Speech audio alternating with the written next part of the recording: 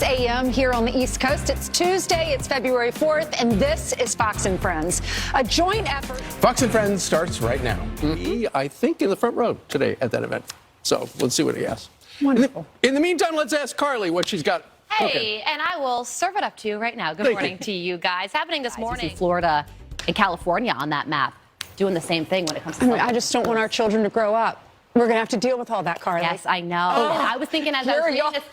Charlie's kids are in the midst of it. Figure it out by the time they go to school. Well, but even the kids realize that it's just toxic. It's terrible. At some point, yeah, each of my children have deleted everything from their phones at least twice. Yeah, right. And then, of course, it sneaks back on. And the reason even though they're in school, the reason they look at it all the time is the fear of missing out. It's like they're looking at social media. Note to America's teachers, if you've got a kid who's going like this for about an hour, he probably has a phone in his hand. I think also, do you think the amount of stress that everybody's under is a component in this, that you just want to go on Instagram and just scroll up and just like release your mind, zone out for a few minutes? Well, it turns out that we were right all along. Skipping class and smoking cigarettes behind the bleachers was actually not that bad of a thing. So true. Do you know you could smoke at my high school? Oh, yeah. We had a smoking porch. You had to get a letter from your parents giving you permission if you were under 16. Really? To smoke. Under 16. But that's only What school did you go to? It was a military school. I didn't have to get a letter. We all just went out there and did it. Sorry, Mom and Dad. And we could leave for lunch every day. Yes. People would just leave. We could do that come too. back. If it was your free period, absolutely. We would go down to, what was the name of that place? Daylight Donuts Play Center. Oh, yeah. We had one of those. They had a delicious bear claw. Just saying. That and a Coke. My boss Breakfast loved of those. Champions. My boss loved those. I would get those for him at Dunkin' Donut. You were probably his favorite employee. All right. Straight ahead. By the way, because Lawrence is out and Brian is off.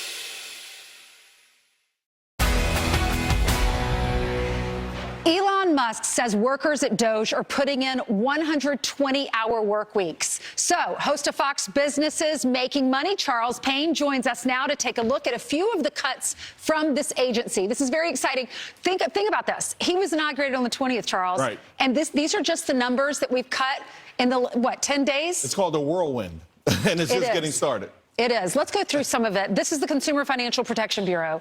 Look how much we were spending. They had to cut almost $20 million. Department of Agriculture, Charles? 110 million. Office of Personnel Management, 500 million. USAID, obviously, this is the one that's in the news right now. Right. Over 200 million. Because Elon shut it down. Yeah, well, here's the thing. Listen, all of these things ostensibly were designed for good reasons or good intentions, but then they become cover. You ever ask yourself, where do all these folks who work in these administrations go after the administration's ousted?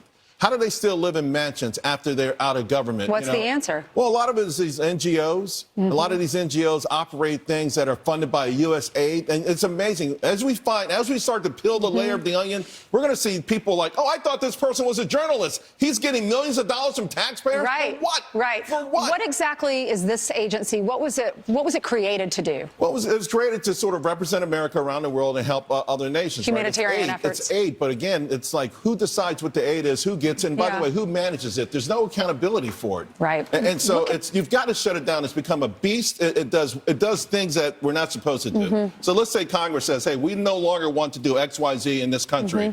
USAID can fund an entity to do the same thing on behalf of special interests. So even though the government's not directly funding it, the taxpayers are still paying for it against the wishes of our Congress. It's really outlaw. It's become an outlaw industry. I mean, people are waking up right now, getting ready to take their kids to school and go to their jobs. Hard-working Americans, they work for these tax dollars, and then we're wasting it on. Look at this. This is where we're sending money to other countries. Serbian LGBTQ rights group, they got $1.5 million. Electric vehicles for Vietnam, $2.5 million. South African transgender HIV research, $30 million. Uganda LGBTQ rights group, $4 million. And Egyptian tourism, $6 million. And I heard on Sean's show last night, we gave, according to Eric Schmidt, our senator, $20 million to Sesame Street shows in Iraq. Yeah. And again, a lot of this is pushing an alternative agenda, right? And Uganda, Uganda has their own government. They have their own people. They have their own say. Right. They may not want us pushing LGBTQ in their country.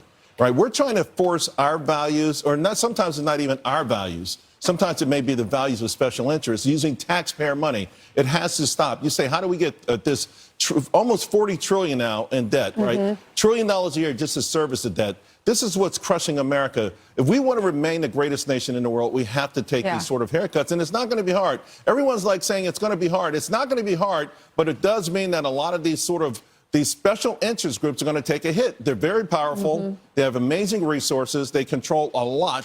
But they've never met the force of a combination of a President Trump and Elon Musk. They've never had that 1-2 combination before. Yeah, I understand starving children in another country. I understand maybe helping with war efforts. That's who we are. But not That's who we are as a nation. Issues. We've saved the country. We saved the world on a couple of occasions. We built the world on a couple of occasions. That's who America is. But these things have been hijacked. Our sympathy for the world, our compassion for the world has been hijacked by special interests who are doing two things: pushing an agenda and lining their pockets. It's time to say no. You're right. Marco Rubio talked about this. You know, he was meeting with the El Salvadorian president. He was meeting with Maduro, already working hard in a short amount of time. And here's what he said, calling out USAID. Goal each day. How much does Elon want to cut? Ultimately, I think $4 billion a day. That's the goal. It's gonna listen. This is a lot of money. People are lining their pockets. There are people out there who are making hundreds of millions of dollars off of this, and it's a real nice cushion. They've got friends all the way in the media. They've got friends throughout the corporate world. They've got friends throughout government.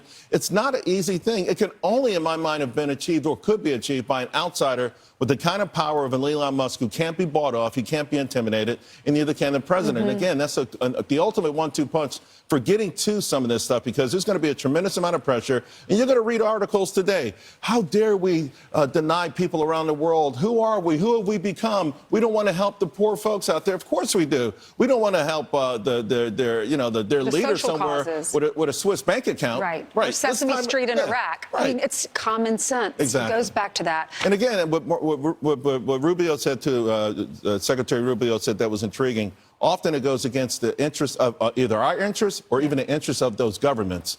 It's not even in their interest. It's not they even don't helpful even want to them in some cases. We're trying to instill certain things in some of these countries that they don't want. Right. And this is how we get into wars. This is how we get into to get involved in things that we should not be involved in. It's time to cut it out.